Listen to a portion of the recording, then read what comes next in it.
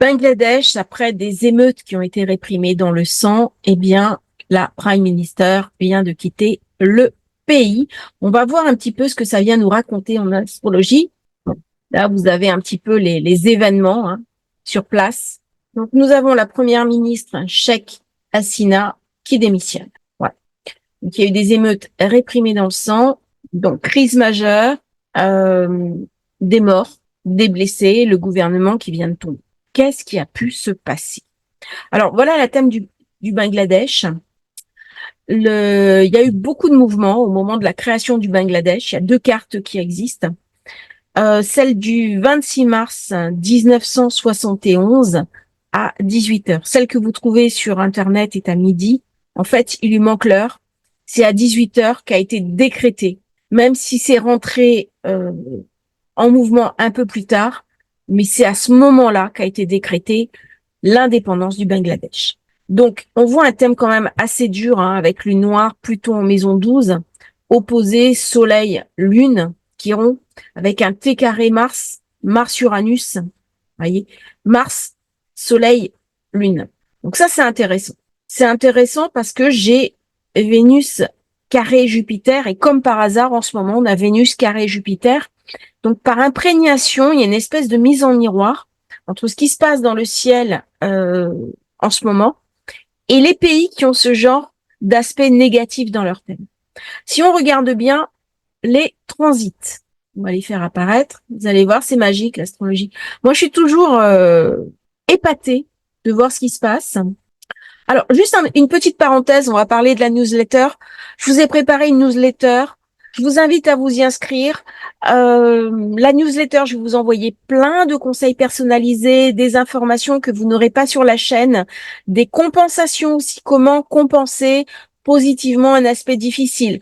Comment, c'est toutes les petites astuces astro. Je peux pas les mettre forcément sur la chaîne, j'ai pas forcément le temps.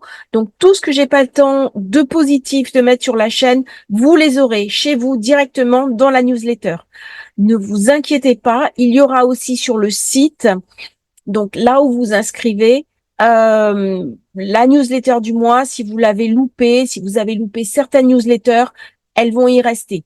Mais grosso modo, l'idée, c'est que vous receviez chez vous ces informations pertinentes. On continue sur le Bangladesh. Vous voyez, alors j'ai beaucoup regardé, qu'est-ce qui peut se passer? Eh ben, ce qui peut se passer, alors il y a plusieurs éléments. Il y a lune noire Uranus avec ce carré Mars. Voilà. Nous savons que Mars-Uranus, conjonction, et conjonction qui est venue déstabiliser quelque chose. Ça a désemboîté. Alors une conjonction, c'est pas toujours positif. C'est-à-dire que si dans mon thème de naissance j'ai un carré, ben la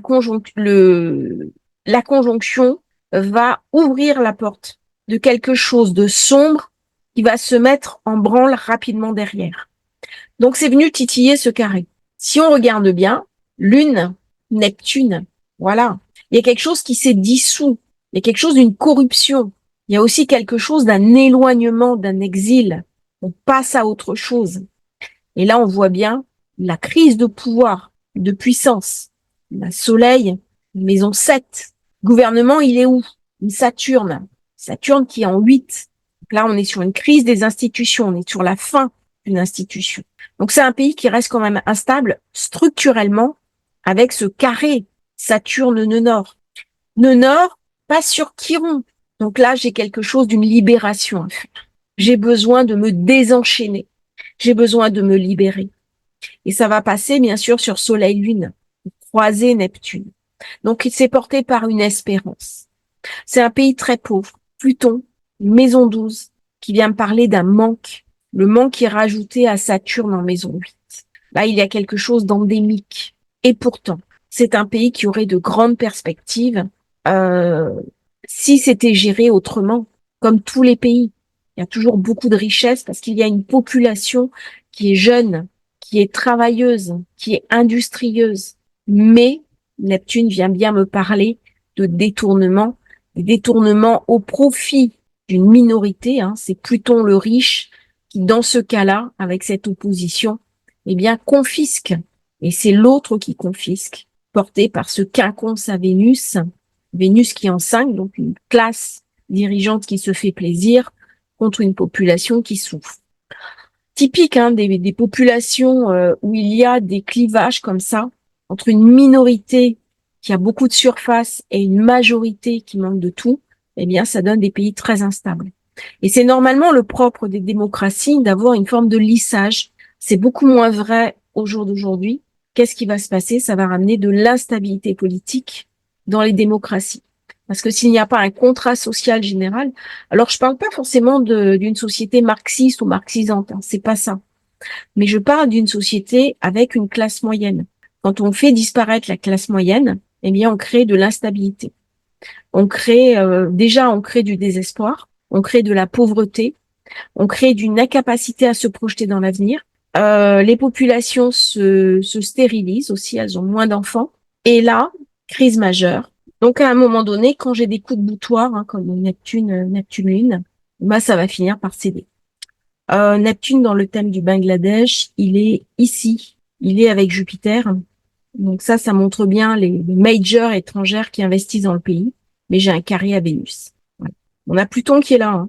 Pluton en maison 4. Euh, Pluton en maison 4, il amène de l'instabilité de toute façon. Et en revenant sur le Capricorne, il va activer Mars. Et nous savons en ce moment quel point Mars est puissant. On va regarder maintenant le thème de la Prime Minister. Donc, Sheikh Hasina, elle est née le 28 septembre 1947. Normalement, l'heure est bonne. Alors, je mets quand même un bémol parce que au Bangladesh, en Inde, l'astrologie est sacrée. Donc, c'est logique que nous ayons accès à son heure de naissance. Par contre, il est courant que des personnes publiques faussent leur thème de naissance de manière à ce qu'on ne puisse pas utiliser des outils contre eux.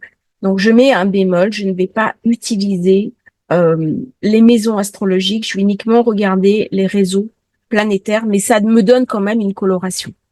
Alors, on voit qu'elle a un thème atypique, la Lune, avec un quinconce, Vénus, Neptune, Soleil. Nous avons le nœud nord qui est ici en taureau, exactement sur la position d'Uranus et d'Algol.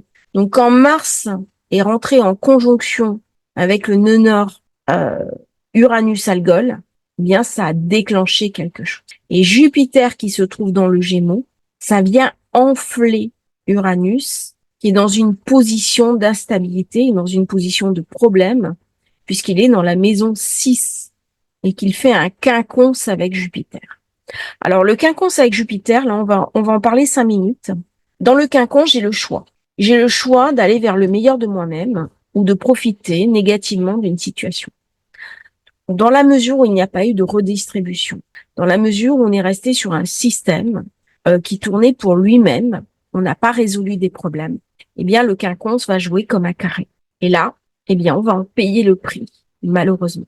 Donc je vois pas un retour possible parce que de toute façon Jupiter va rester dans la zone du Gémeaux et il est venu activer ce quinconce par imprégnation. Bon, l'imprégnation c'est quelque chose d'un peu compliqué à voir. C'est un fait qui va découler d'un autre fait. Si on regarde bien, la conjonction Mars-Jupiter va renforcer la donne du Gémeaux, d'accord? J'ai Uranus dans le Gémeaux qui reçoit un bel aspect de Mercure. J'ai pu partir. Elle a pu sauver sa peau.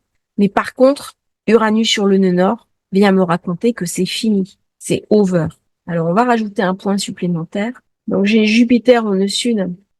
J'ai profité, j'ai bénéficié d'une rente de situation, mais j'ai un carré.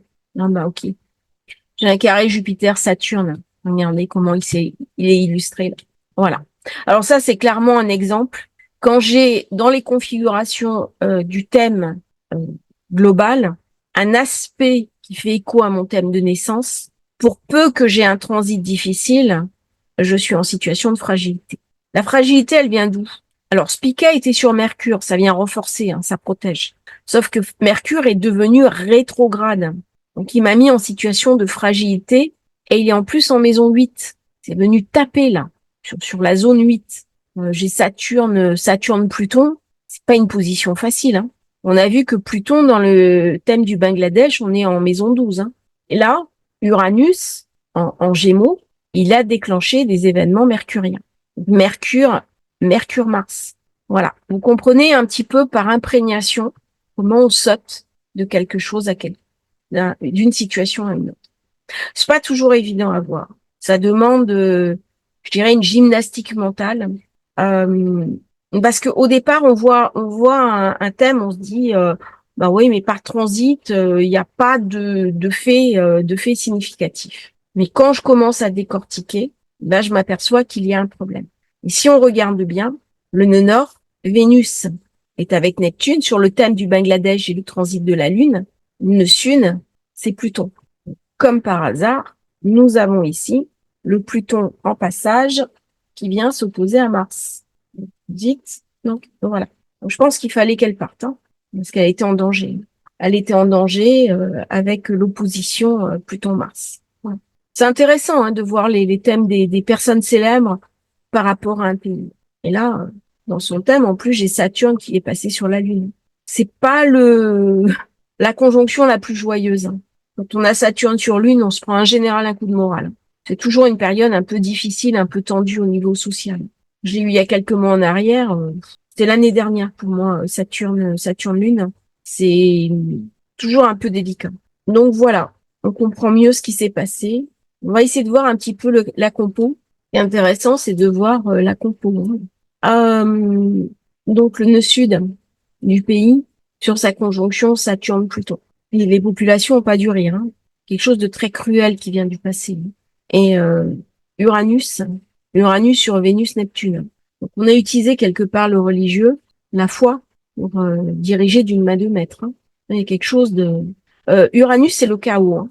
C'est l'humaniste, mais ça peut être aussi celui qui déshumanise. Hein.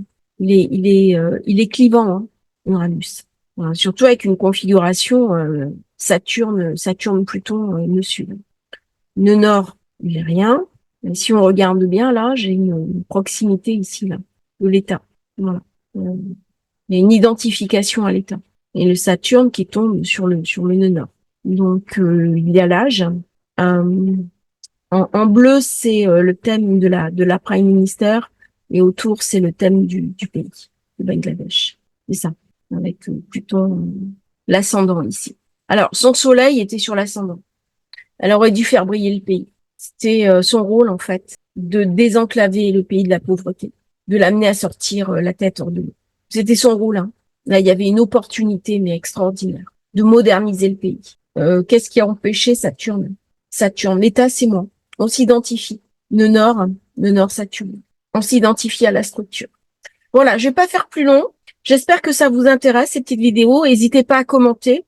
Vous n'êtes pas obligé de toutes les regarder. Hein, si il y a certaines personnes qui m'ont dit moi ça m'intéresse pas, mais je le respecte. Mais c'est intéressant aussi de voir comment l'astrologie va jouer dans tel ou tel événement du monde.